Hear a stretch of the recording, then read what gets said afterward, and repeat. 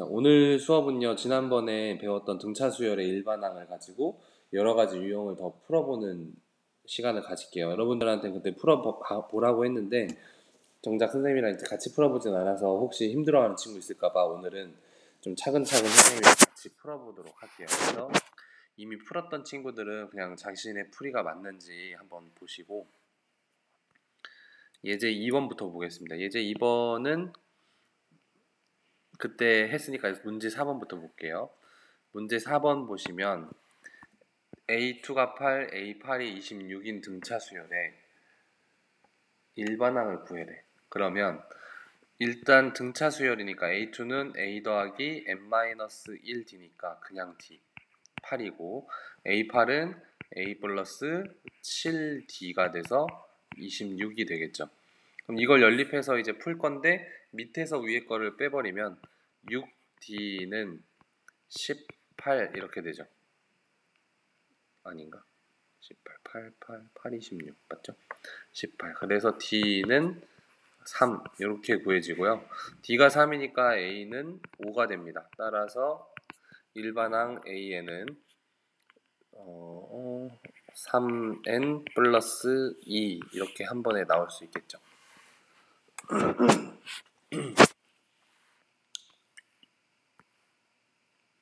자, 문제 5번도 가겠습니다. 문제 5번에 2번 문제가 이제 조금 또 새로운 문제긴 한데, 일단 1번부터 볼게요. A 3항이 81인 등차 수열이래. 등차 수열이니까 A 플러스 2D라고 쓸 수 있고 81. 그 다음에 A 7번째 항은 A 플러스 6D라고 쓸 수 있고 73. 그럼 밑에서 위에를 빼버리면 4D는 마이너스 8 될까요? 그래서 D는 마이너스 2가 돼요. D가 마이너스 2니까 A는 여기다가 계산을 해보시면 마이너스 4가 넘어가니까 85가 되겠죠. 그래서 일반항 A에는 마이너스 2n 플러스 87이 될 거예요. 오케이? 첫째 항 플러스 n-1d로 해도 되고, 아니면 그때 선생님이 알려줬던 공차 곱하기 n 쓴 다음에 첫째 항을 계산해보는 거, 그렇게 해도 됩니다. 자, 그럼 일반항을 알 때 처음으로 음수가 되는 항을 찾는 거거든요. 여기서 잘 생각해 주셔야 되는데, 여기가 이제 n에 따른 결과가 나타나는 거잖아요. n에 따른 결과. 근데 그 결과가 음수가 되는 항, 그쵸? 결과가 음수가 되는 항을 구하는 거니까 식을 어떻게 세워야 되냐면 마이너스 2n 플러스 87 이 결과가 0보다 작아지는 거를 찾아야 돼요. 그래서 계산해보면 마이너스 2n은 마이너스 87이 되고요. 그럼 n은 부등호 방향 바뀌어서 2분의 87이 되고 248, 236.5 이렇게 되겠죠. 그럼 43.5보다 큰 n에서 0보다 작아진다는 얘기야. 그러니까 가장 첫 번째로 0보다 작은 항은 44항이 되겠죠. 제 44항이 될 겁니다. 그래서 처음으로 음수 또는 처음으로 양수가 되는 항, 뭐 이런 식으로 물어보면 이런 일반항을 가지고 부등식을 세울 수 있어야 돼요. 아시겠죠? 예제 3번 유형은요, 어떤 수열이 등차 수열임을 보여라, 그런 얘기예요. 그럼 우리 처음에 선생님이 이거는 공식은 아니지만 중요해 라고 했던 게 뭐 있었냐면 an 플러스 1 빼기 an 해서 d가 나오면 등차 수열이야 이렇게 했던 거 기억나실까 모르겠어요. 등차 수열은 일정한 공차를 계속 더해서 항을 늘려가는 수열이기 때문에 하나 큰 항에서 하나 작은 항을 빼면 항상 공차가 나온다. 그래서 거꾸로 이게 성립하면 얘는 등차 수열이야 이렇게 했었잖아요. 그래서 이런 유형의 등차 수열임을 보이는 문제는 얘를 이용해야 돼요. 그래서 n 플러스 1항을 계산해 보면 4n 대신에 n 플러스 1을 넣고요. 마이너스 그 다음에 4 여기는 그냥 4n 마이너스 1 이렇게 넣으면 되겠네요. 그럼 여기가 숫자가 나오면 얘는 등차 수열이 되는 거예요. 나오는지를 우리가 확인하면 되죠. 그래서 계산해 보면 4n 플러스 4 마이너스 1 마이너스 4n 플러스 1. 그리고 계산을 해봤더니 지워질 거 지워지고 4만 남네. 그래서 얘는 등차 수열이네. 이렇게 가는 겁니다. 오케이. 만약에 여기가 뭐 4n 플러스 1 뭐 이런 식으로 나왔다. 그럼 얘는 등차 수열은 아닌 거예요. 오로지 숫자로만 돼 있어야 그 등차 수열이다 라고 보면 되겠습니다. 문제 넘어갈게요.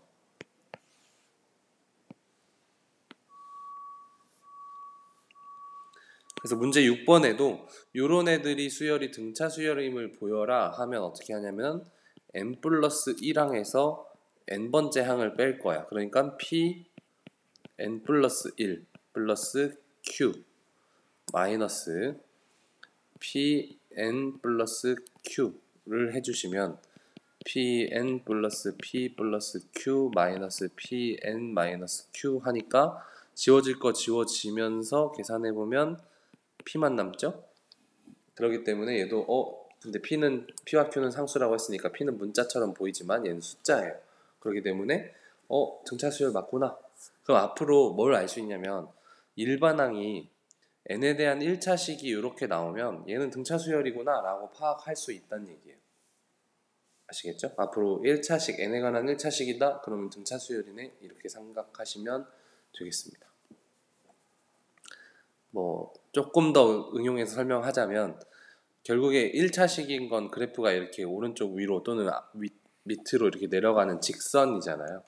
그러니까 직선이니까 자연수만큼 1 증가하고 위, 거기서 또 1 증가하고 위, 뭐 1 증가하고 위 이런 식으로 일정한 양만큼 올라가게 돼 있잖아요. 직선이니까 기울기가 계속 같으니까 뭐 그런 식으로 생각하면 당연한 얘기인데 네, 일단은 패스.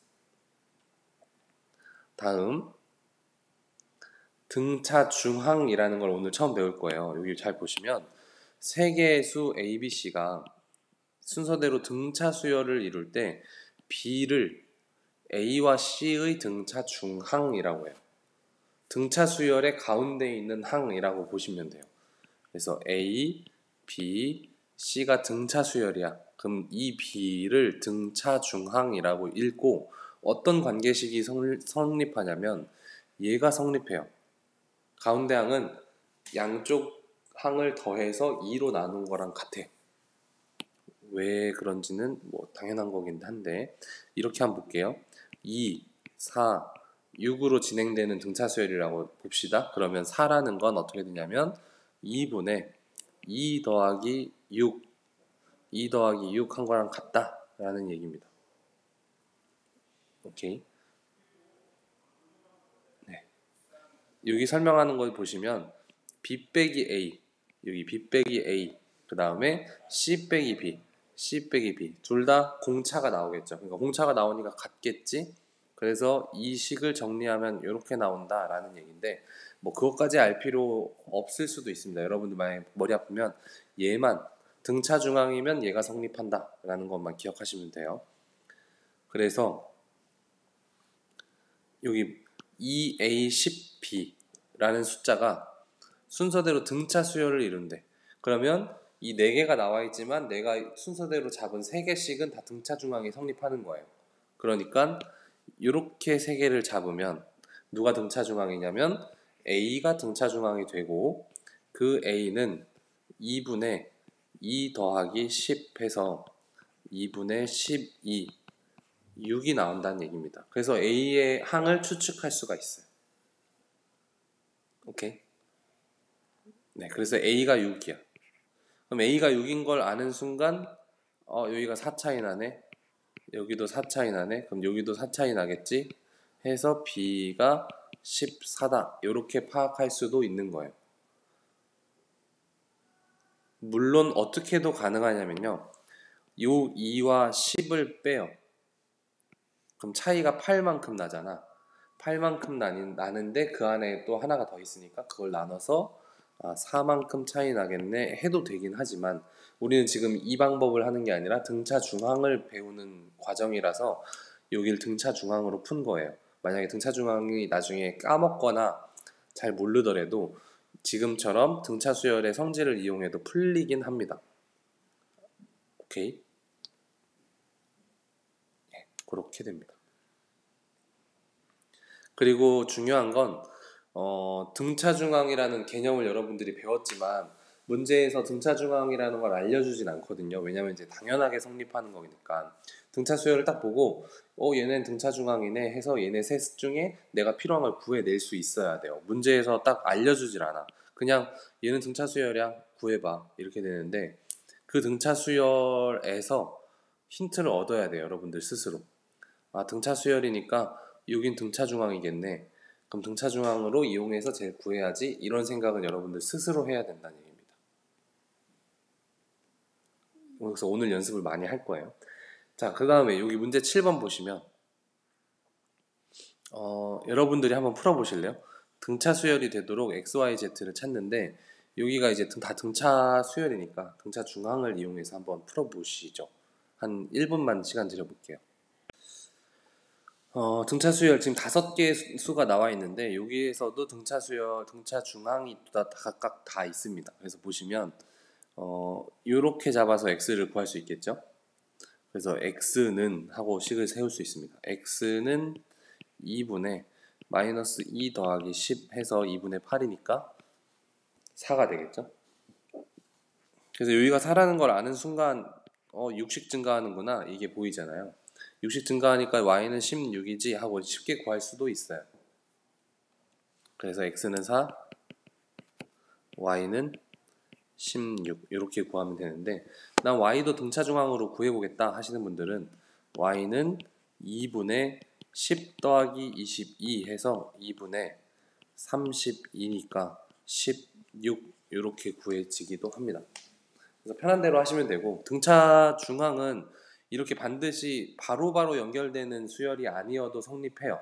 뭔 얘기냐면 마이너스 2랑 하나 건너뛰고 10, 하나 건너뛰고 22 얘네들끼리도 등차 중앙이 성립합니다. 하나 확인해보면 10이 나오는지 보면 되죠.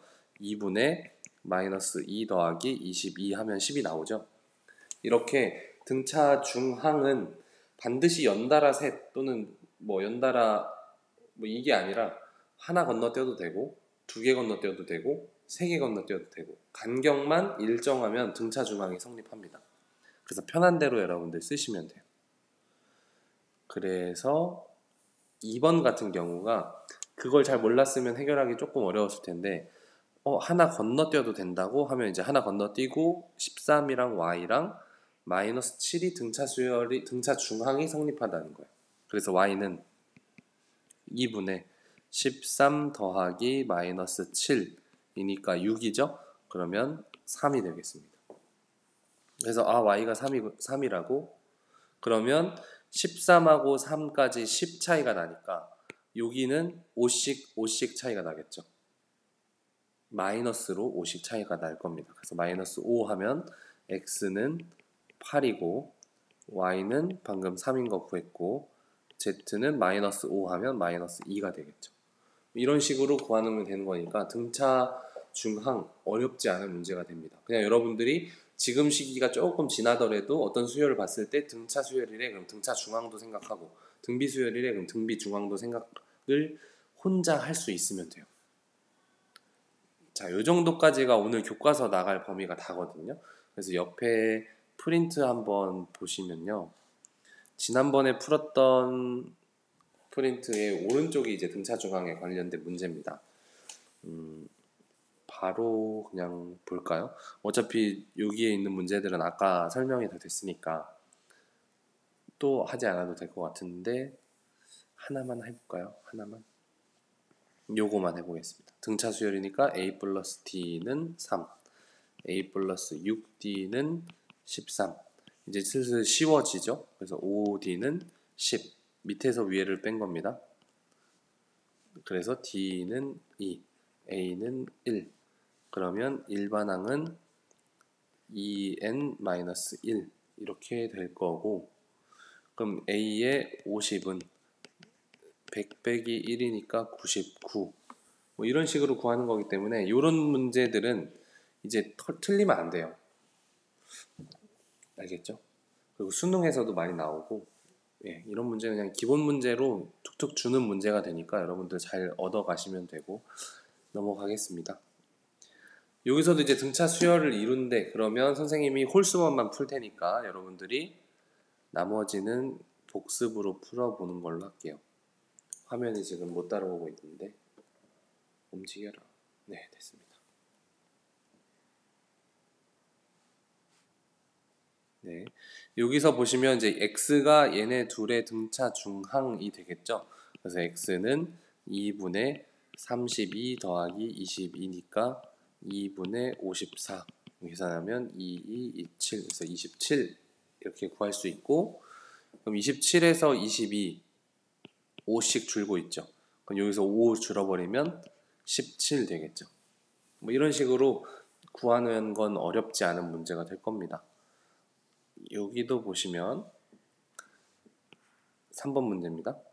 뭘 이용해야 될까? 이렇게 세 개 잡으면 조금 식이 복잡해질 것 같고, 그러면 어떻게 잡지? 뭐 이런 생각을 여러분들 혼자 하셔야 돼요. 이렇게 세 개 잡아볼까요? 그러면 y를 구할 수 있겠다. 뭐 이런 식의 생각들을 왔다 갔다 하게 되는 거고, 그럼 y는 2분의 13 더하기 5니까 2분의 18, 그래서 9가 되겠죠. 그럼 y가 9인 걸 알면 9에서 지금 마이너스 4씩 줄어들고 있네. 그러면 z는 1이 될 거고, 여기서 4가 줄어서 13이 나왔으니까, 그죠? 그럼 4를 더하면 x는 17이 되겠네요. 그래서 x는 17, y는 9, z는 1, 이런 식의 등차 수열이 성립하는 겁니다.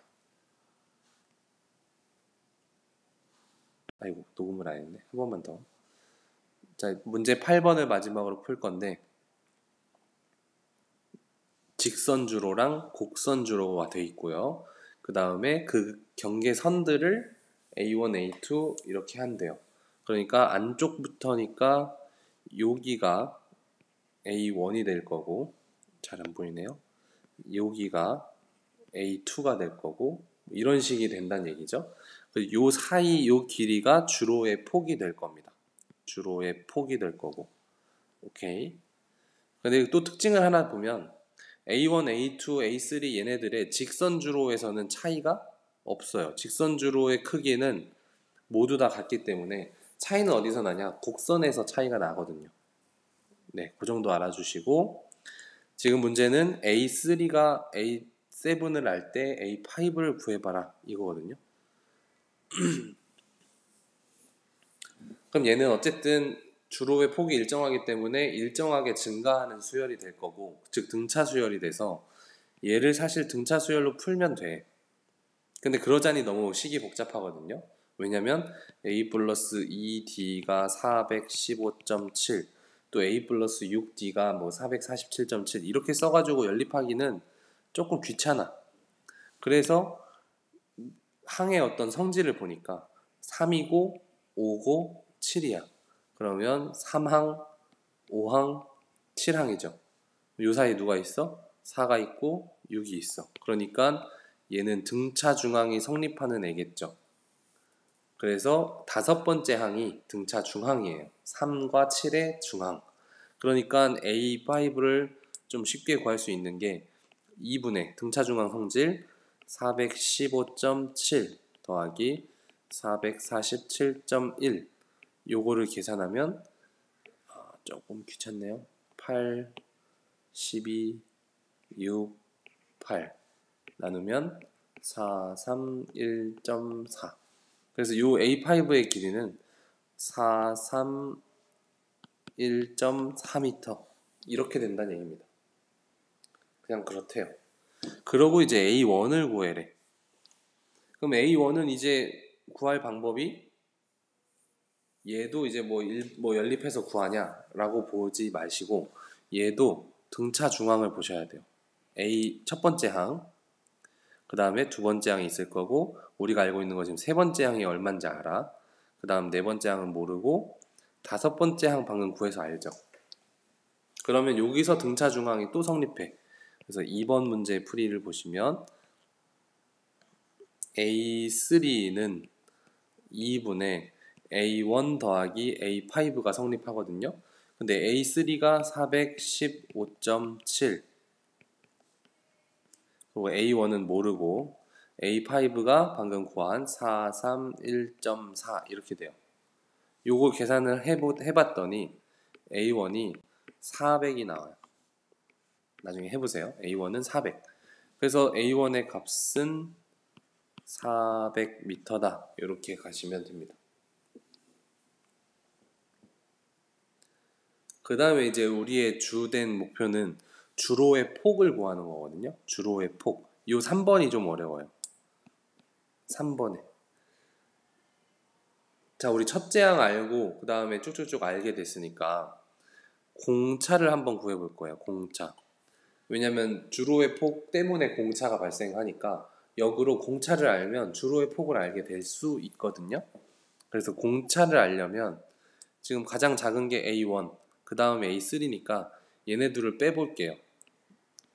얘네들의 차이가 얼마인지 보면 415.7하고 400이니까 바로 간단하게 15.7이라고 알 수 있겠죠.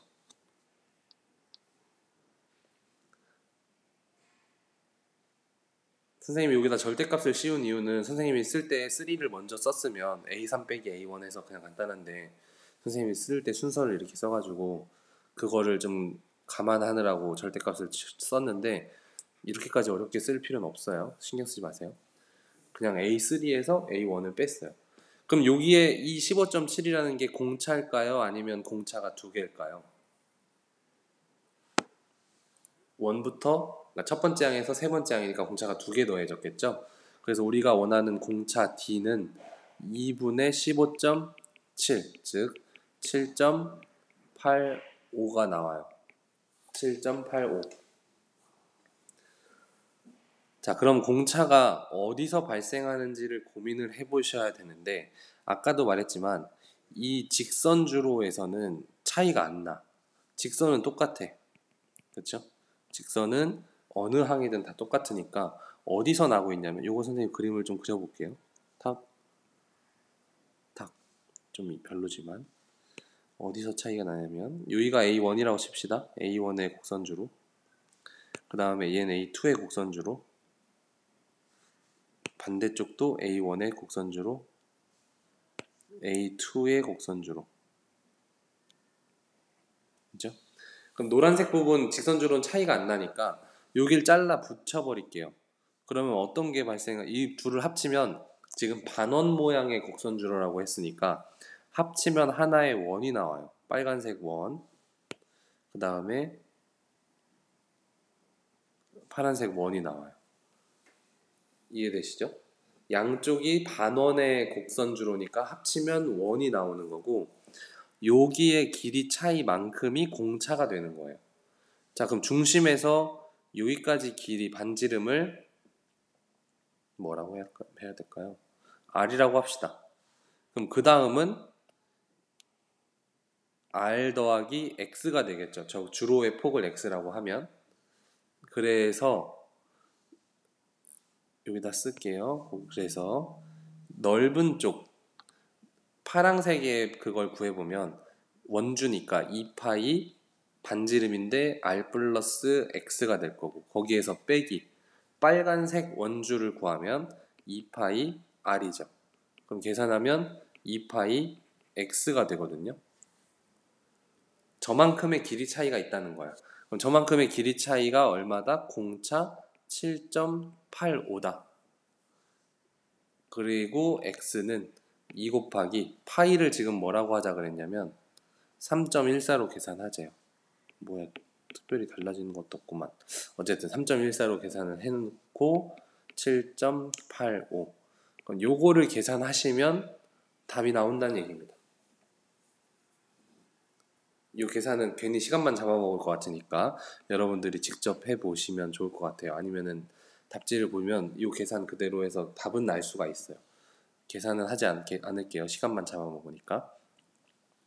자, 이 문제가 조금 어렵죠, 생각하기가. 그래서 좀 집중해서 한번 보셔야 되는데, 한 번만 더 정리하면 주로의 폭 구하는 것만 설명할게요. 주로의 폭을 구하는 건 이제 직선주로가 같기 때문에 차이라는 게 발생하면 곡선주로에서 차이가 날 거야. 근데 곡선주로의 차이만큼을 지금 공차를 구했거든요. 공차가 7.85니까 이 곡선주로에서 차이 나는 전체 양, 즉 원주의 길이의 차이만큼이 그 공차였다. 그래서 원주 구하는 식이 이런 식이었고, 거기에서 이제 걔가 7.85니까 x의 값을 찾을 수 있었다. 뭐 이렇게 푸는 문제입니다. 그래서 요거까지 한번 스스로 풀어보시고, 이게 설명드렸을 때 이해가 된다고 해서 넘어가면 나중에 혼자 또 안 되거든요. 꼭 끝나고 혼자 한번 풀어보시고, 오늘 수업은 여기서 마무리를 하겠습니다.